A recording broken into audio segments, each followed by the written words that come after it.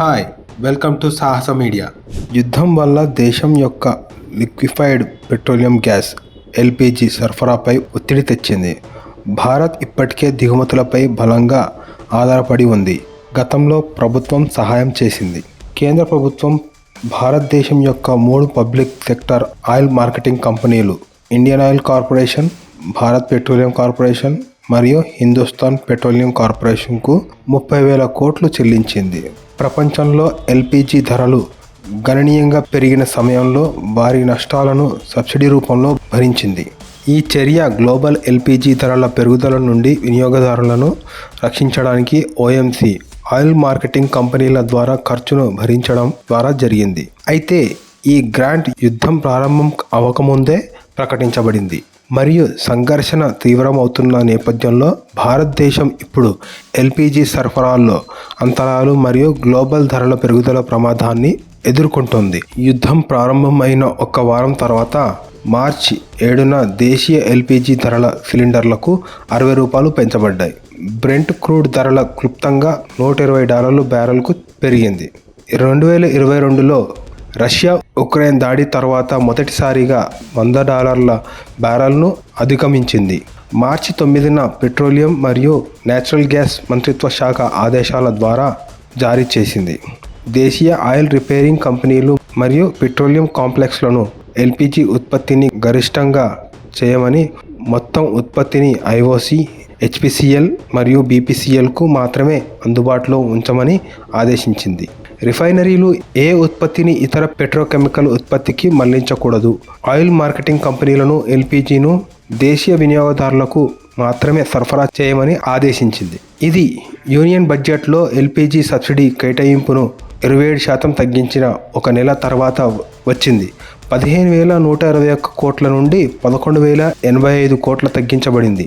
Petroleum మరియు natural gas మంత్రిత్వ శాఖ 2026-27కి 30,443 కోట్లు కేటాయించబడ్డాయి. ప్రభుత్వం తన ఎల్పిజి అవసరాల్లో సుమారు 40% మాత్రమే ఉత్పత్తి చేస్తుంది. మిగిలినది దాదాపుగా ఇప్పుడు యుద్ధంలో ఉన్న అదే ప్రాంతం నుండి దిగుమతి చేసుకుంటుంది. ప్రజలు శుభ్రమైన వంట ఇంధనానికి మారుతున్నందున భారతదేశంలో ఎల్పిజి వినియోగం పెరుగుతోంది. 2015 నుండి జూలై 2025 వరకు యాక్టివ్ దేశీయ ఎల్పిజి వినియోగదారుల సంఖ్య 1,486 లక్షల నుండి 3,305 లక్షలకు పెరిగింది. 1 దశాబ్దంలో 120% కంటే ఎక్కువ పెరుగుదల. Petroleum planning and analysis cell petroleum మరియు నేచురల్ గ్యాస్ మంత్రిత్వ శాఖ డేటా ప్రకారం ప్రభుత్వం ఎల్పిజి కవరేజ్ దాదాపు 100% గృహాలకు చేరుకుందని పేర్కొంది. 2016లో ప్రధానమంత్రి ఉజ్వల్ యోజన ప్రారంభమైనప్పుడు 62% ఉండేది. ఇంటర్నేషనల్ ఎనర్జీ ఏజెన్సీ తన ఇండియన్ ఆయిల్ మార్కెటింగ్ అవుట్లుక్ 2030లో శుభ్రమైన వంట కార్యక్రమం వల్ల గత దశాబ్దంలో ఎల్పిజి దిగుమతులు దాదాపు 3 రెట్లు పెరిగాయి. భారతదేశం యొక్క ఎల్పిజి దిగుమతి పరిణామం 2024-25లో 20.67 మిలియన్ మెట్రిక్ టన్నులు నుండి 2025-26లో 86.56 మిలియన్ మెట్రిక్ టన్నులకు పెరిగింది.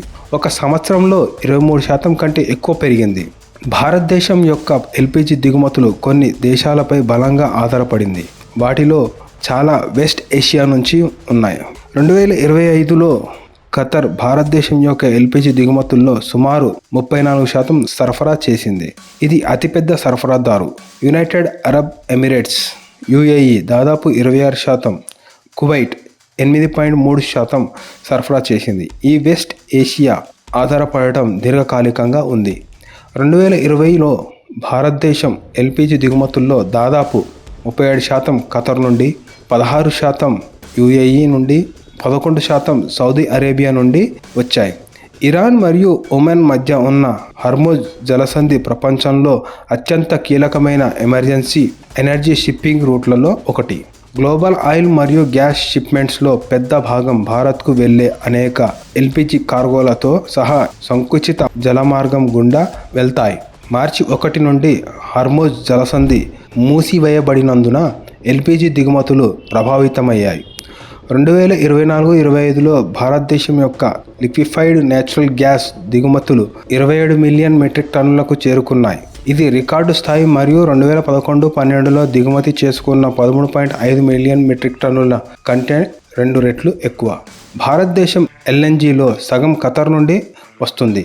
ఎల్ఎన్జి ఎరువుల ప్లాంట్లు, విద్యుత్ ఉత్పత్తి, వాహనాలు మరియు వాణిజ్య వంటగదులకు ఇంధనంగా ఉపయోగపడే గ్యాస్ పైప్లైన్లకు ఉపయోగపడుతుంది.